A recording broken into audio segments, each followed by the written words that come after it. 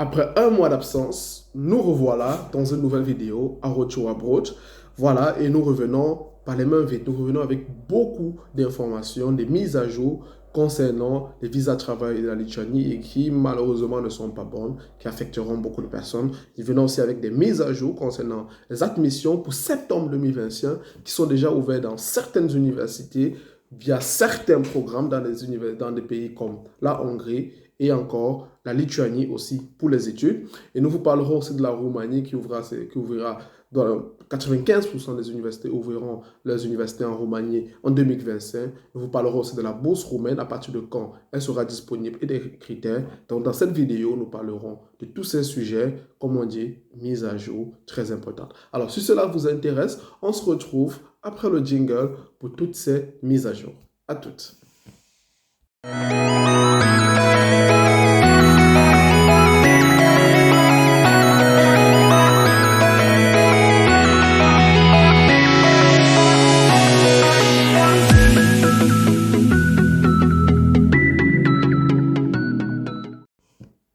Avant toute chose, les amis, voilà, je tenais à m'excuser pour mon absence durant les 4 dernières semaines, voire les 5 dernières semaines. Voilà, j'étais un peu souffrant. Il y a aussi voilà, les réalités du quotidien, les activités qui m'ont pris beaucoup de temps aussi, on va dire. Donc, je tenais à m'excuser, mais ça va, je vais très bien.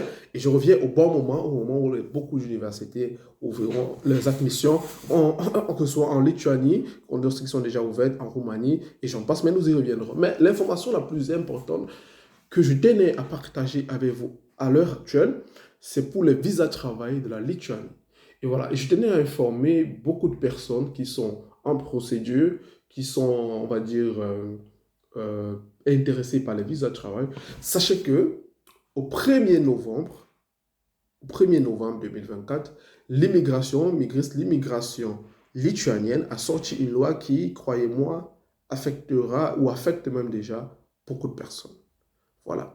Une loi qui entrera en vigueur le 1er septembre. Voilà, le 1er septembre. Le 1er décembre, autant pour moi. Le 1er décembre 2024. Voilà. Désolé.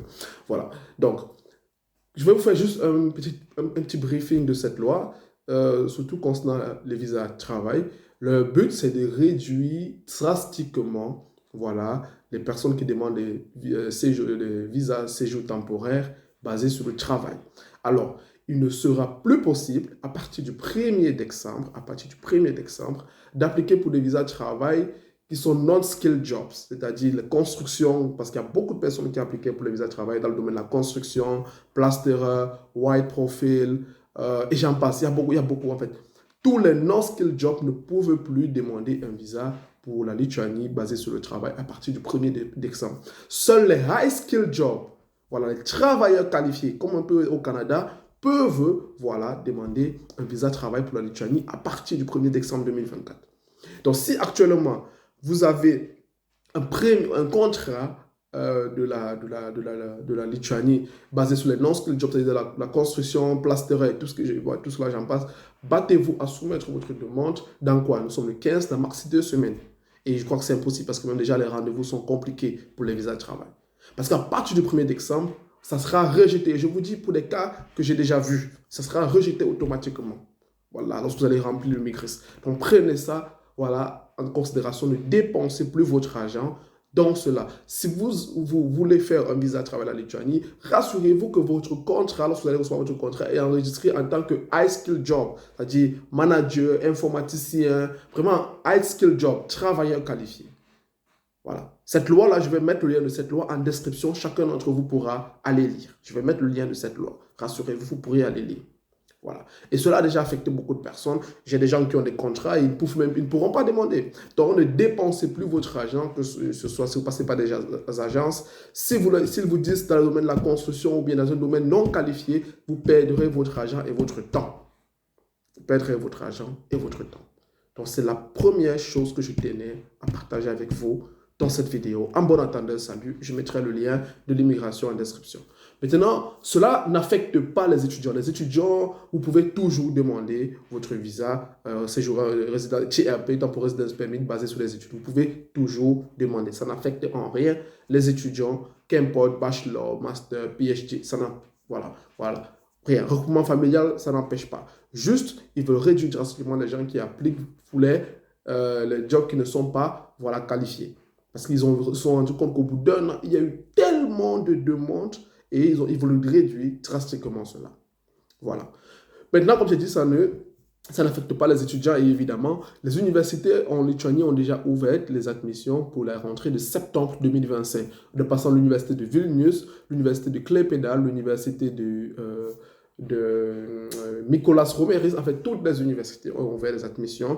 Maintenant, ce n'est pas tous les programmes, certains programmes sont ouverts et ces d'autres programmes ouvriront à partir peut-être du premier d'examen, comme par exemple, il y a des programmes d'ingénierie à l'université de Vilnius qui ouvriront à partir du premier d'examen. Bon, le premier d'examen, c'est dans 2 semaines. Donc, on va dire, il est déjà possible d'appliquer en Lituanie. Je vous conseille de vous y prendre tôt pour que vous ayez le temps d'avoir le rendez-vous. C'est très important cela. Et pour ceux qui suivent mes vidéos depuis, je vous ai expliqué que la Lituanie, il faut aller très loin à Dubaï, Philippines, et parfois il y a des problématiques de rendez-vous. Donc, c'est mieux si la Lituanie, ça vous intéresse, basé sur les études, prenez-vous-y à ce moment. Maintenant, la Hongrie. La mise à jour que je voulais faire par rapport à la Hongrie, c'est la Hongrie aussi a un taux, voilà, depuis le 1er janvier 2024, via aussi d'autres agences partenaires que je connais, ils ont un taux de visa très intéressant, Donc, c'est aussi un pays que vous pouvez considérer comme un point de chute ou comme un point d'entrée dans l'espace Schengen. Très, très pertinent ce pays. Et par exemple, il y a des universités, je vous mettrai en description, comme l'université de Pécs. Les admissions sont déjà ouvertes à l'université de Pécs. Et cette université, si vous parlez anglais, mais vous n'avez pas le certificat de langue anglaise, vous pouvez faire l'interview avec eux. Donc, cela n'est pas voilà, intéressant. Mais je ferai une vidéo bien précise avec cette université de Pécs, peut-être dans les jours ou dans les semaines à venir, clairement, pour vous expliquer et vous montrer. Je ferai aussi un live, comme ceux qui suivent souvent mes lives chaque dimanche, pour vous montrer comment appliquer et voilà, vous aider dans ce sens-là. Donc, considérez l'université de Pécs, considérez l'université de ETHOS Laurent. J'ai déjà aussi fait une vidéo parlant de cette université-là, ETHOS Laurent. Considérez, pour ceux qui veulent faire dans le médical en Hongrie, considérez l'université de Debrecen, mais la scolarité coûte un peu cher à Debrecen, l'université de Debrecen. Ça coûte un peu cher, ils sont dans les 6 500, 6 000 euros en montant, 6 000, 7 000 euros en montant. Mais c'est une école quand même, quand tu as l'admission là-bas, et j'ai regardé aussi avec des agents partenaires, des personnes qui ont aussi des agences de voyage. Quand tu as l'admission là-bas, c'est difficile. Je n'ai pas encore vu quelqu'un qui a le visa. Parce que déjà, la scolarité coûte cher. Tu es capable de payer ça. Je crois que même aux yeux de l'ambassade, ça pique un peu l'œil. Donc, considérez l'université de Debrecen si vous voulez faire dans le médical. Toutes les filières du médical sont basées. Ils ont même une année préparatoire basée sur le médical. L'université de Debrecen. Voilà. Et vous pouvez chercher dans mes vidéos passées. J'avais aussi parlé de cette université. J'avais même mis le lien de cette université. Donc, c'est aussi pertinent. Maintenant, sur la Roumanie. Alors, je vous demande d'appliquer en Roumanie. Pourquoi? Parce que en Roumanie, les frais de scolarité en Roumanie sont moins chers. Et ça, j'ai aussi fait des vidéos sur cela. Mais je veux plus parler du scholarship, de la bourse roumaine qui va lancer à partir du 15 janvier 2025. Mais ne vous inquiétez pas, je vous tiendrai à jour. Et lorsque ça va lancer, je vais même voir une vidéo pour vous informer. Mais je vous informe déjà là en amont pour que ceux qui sont dans les critères basiques puissent se préparer. Alors, c'est quoi les critères basiques? Il faut que dans votre dernier diplôme, vous ayez eu l'équivalent de 7 dans le système de graduation roumain. 7 dans l'autre système commun en Afrique, c'est 14 de moyenne sur 20. 14 de moyenne sur 20. Donc, si dans votre dernier diplôme, c'est le bac, vous avez eu 14 de moyenne. Si votre dernier diplôme, c'est le bachelor, la licence, vous avez eu 14 de moyenne. Si votre dernier diplôme, c'est le master, vous avez eu 14 de moyenne, vous pouvez appliquer pour la bourse roumaine. Et croyez-moi, beaucoup de personnes souvent réussissent à avoir cette bourse-là.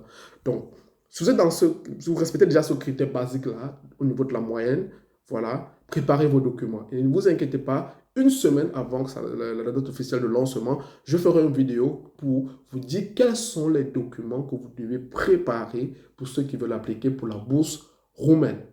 Voilà. Donc, déjà, c'est pour que vous mettez dans votre esprit que je suis éligible parce que j'ai eu 14 de moyenne dans mon diplôme. Alors, vous pouvez déjà mettre ça dans votre processus, dans votre esprit pour pouvoir appliquer très prochainement.